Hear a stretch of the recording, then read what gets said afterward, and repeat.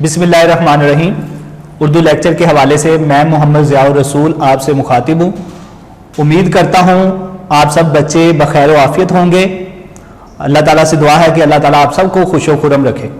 تو آج ہم کلاس ناہم کا لیکچر شروع کرتے ہیں، سبق نمبر 3، جس کا عنوان ہے کاہلی۔ کاہلی کے لکھنے والے جو لکھاری ہیں ان کا نام ہے سر سید احمد خان۔ سر ان کو خطاب ملا تھا سید سادات گھرانے سے تعلق رکھنے کی وجہ سے۔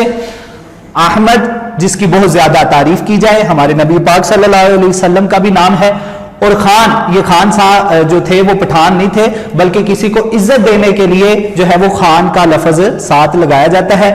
صنف اس کی ہے، بہت ساری اصناف ہوتی ہیں، تو اس سبق کی جو صنف ہے وہ مضمون ہے۔ مضمون کہتے ہیں ضمن میں لیا ہوا، کسی بھی مقررہ موضوع پر اپنے خیالات، جذبات اور تاثرات کو بیان کرنا، یہ مضمون ہوتا ہے۔ اس سبق کا جو ماخذ ہے، جہاں سے یہ سبق اخذ کیا گیا ہے، وہ مقالات سر سید حصہ پنجم ہے۔ تو جی عزیز بچوں، اب ان کا تھوڑا سا تعارف دیکھتے ہیں۔ آباء و اجداد۔ آباء و اجداد شاہ جہاں کا دور تھا جب سر سید کے آباء و اجداد ہندوستان میں آئے اور مغلیہ سلطنت سے وابستہ رہے، بڑے بڑے عہدوں پر فائز رہے۔ تعلیم و پیشہ سر سید احمد خان نے رواج زمانہ کے مطابق کہ جو اس زمانے میں جو جدید علوم رائج تھے وہ حاصل کیے، جیسے عربی، فارسی، حساب، طب، تاریخ۔ آپ ایسٹ انڈیا کمپنی میں ملازمت کرتے رہے، جج کے عہدے پر بھی آپ فائز رہے۔ اس کے بعد اگر آپ کی خدمات دیکھی جائے تو مسلمانان ہند کی اصلاح کا بیڑا آپ نے اٹھایا، کہ جب 1857 میں کے بعد ہمارے اوپر انگریزوں کا قبضہ ہو گیا، وہ جب ہم پہ قابض ہو گئے تو مسلمان جو تھے وہ غلامی کی زندگی گزار رہے تھے، تو آپ نے مسلمانوں کو جو ہے وہ انگریزوں کی غلامی سے چھٹکارا حاصل کرنے کے لیے ان کی اصلاح کی، اور کہا کہ جب تک آپ انگریزی علوم حاصل نہیں کریں گے آپ انگریزوں کے مقابلے میں نہیں آ سکتے۔ تو اس کے لیے آپ کی بہت ساری خدمات ہیں۔ آپ نے انگریزی اسکول جو ہے وہ مراد آباد اور غازی آباد میں قائم کیا۔ اس کے علاوہ آپ نے 1875 میں علی گڑھ کالج کی بنیاد رکھی، جو بعد ازاں یونیورسٹی بھی بنی ہے اور تعلیمی، سیاسی اور ادبی مرکز بھی قرار پایا۔ اس کے علاوہ آپ کا ایک اہم کارنامہ یہ بھی ہے کہ آپ نے سائنٹیفک سوسائٹی کا قیام عمل میں لایا، جس کا مقصد کیا تھا کہ وہ انگریزی سے اردو میں تراجم کیے جاتے تھے۔ تو اردو ادب کے حوالے سے یہ آپ کا بہت بڑا کارنامہ ہے۔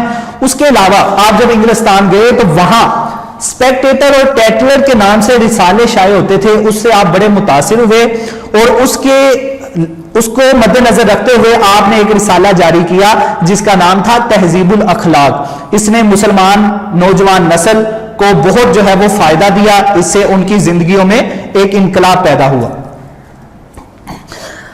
یہ علی گڑھ کالج کی جو ہے وہ یونیورسٹی کی تصویر ہے، یہ سائنٹیفک سوسائٹی علی گڑھ کی جو ہے وہ پکچر آپ کے سامنے، اور سر سید اپنے دوست احباب کے ساتھ بیٹھے ہوئے ہیں، یہ کچھ تصاویر ہیں آپ۔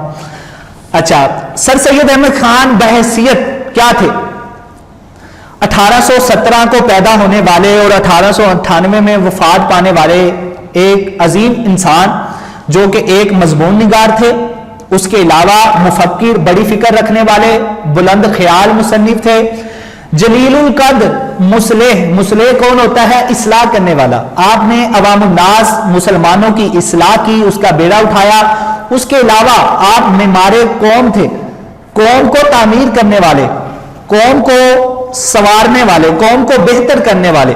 اس کے علاوہ منصف، انصاف کرنے والے، فلسفی، وکیل اور سیاستدان کی حیثیت بھی رکھتے تھے۔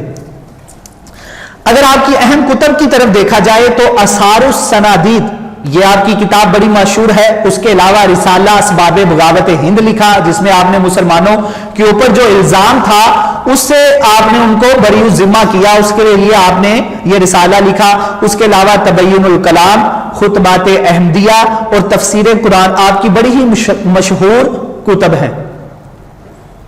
یہ آثار السنادید اور اسباب بغاوت ہند، تہذیب الاخلاق، تبین الکلام اور تصانیف احمدیہ۔ اگر آپ کے اسلوب کو دیکھا جائے، کیونکہ کوئی بھی تحریر ہے جب تک اس کا اسلوب جاندار نہیں ہوگا تب تک اس تحریر کو پڑھنے میں مزہ نہیں آئے گا. تو سر سید احمد کا جو اسلوب، جس کو انگلش میں سٹائل کہتے ہیں، یعنی طرز نگارش، لکھنے کا انداز، آپ کے لکھنے کا انداز کیا تھا؟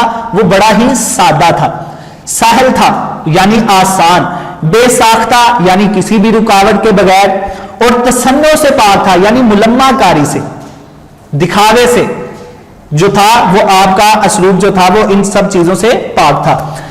اچھا، اب محققین کی نظر میں سر سید کا کیا مقام ہے؟ تو بابائے اردو مولوی عبدالحق آپ کے بارے میں لکھتے ہیں کہ من جملہ بے شمار احسانات کے کہ جو سر سید نے ہماری قوم پر کیے، کہتے ہیں بے شمار احسانات جو ہے وہ سر سید نے ہماری قوم پہ کیے ہیں، لیکن ان کا سب سے بڑا احسان جو ہے وہ اردو زبان پہ ہے کہ انہوں نے زبان کو پستی سے نکالا، انداز بیان میں، بیان کرنے کے انداز میں سادگی لائے، اور سادگی کے ساتھ ساتھ آپ نے اس میں وسعت پیدا کی یعنی پھیلاؤ پیدا کیا. اس کے علاوہ سنجیدہ مضامین کا ڈول ڈالا، جدید علوم کے آپ نے تراجم کروائے، اس کے علاوہ بے لاگ تنقید اور روشن خیالی سے اردو ادب میں انقلاب پیدا کیا. تنقید بچے کہتے ہیں کھرے اور کھوٹے میں فرق کرنا، یعنی ایک اچھا تنقید، نقاد کون ہوتا ہے؟ جو اچھے اور برے میں فرق کرتا ہے.